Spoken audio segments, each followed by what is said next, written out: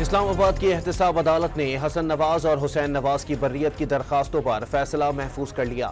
عدالت دن 2 بجے فیصلہ سنائے گی۔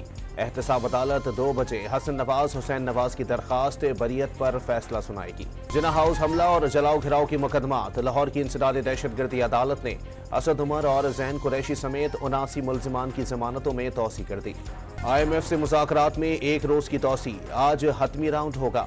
عالمی مالیاتی فنڈ کے ساتھ لیٹر آف انٹینٹ پر بات چیت ہوگی۔ اسلام آباد کی احتساب عدالت میں توشہ خانہ گاڑیوں کا کیس۔ نیب نے رپورٹ جمع کرانے کے لیے مہلت مانگ لی۔ عدالت نے آئندہ سماعت پر رپورٹ طلب کر لی۔ نواز شریف کو شامل تفتیش کر لیا گیا۔ سینٹ انتخابات کے لیے کاغذات نامزدگی کی اسکروٹنی کا آج آخری دن۔ سینٹ کی 48 نشستوں پر انتخابات 2 اپریل کو ہوں گے۔ پنجاب اور سندھ کی 12 بلوچستان اور خیبر پختونخوا کی 11 سیٹوں پر انتخابات ہوں گے۔ نواز شریف کا رمضان کے آخری عشرے میں سعودی عرب جانے کا امکان۔ مریم نواز، حسن نواز اور حسین نواز بھی ہمراہ ہوں گے۔ عید تک سعودی عرب میں قیام کریں گے۔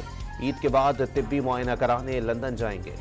کراچی میں نورس چورنگی کے قریب سے کالعدم TTP کا دہشت گرد گرفتار دہشت گرد ولی رحمان کے قبضے سے دستی بم برآمد۔ پاکستان نے شمالی وزیرستان حملے کے جواب میں افغانستان کے اندر فضائی حملے کیے۔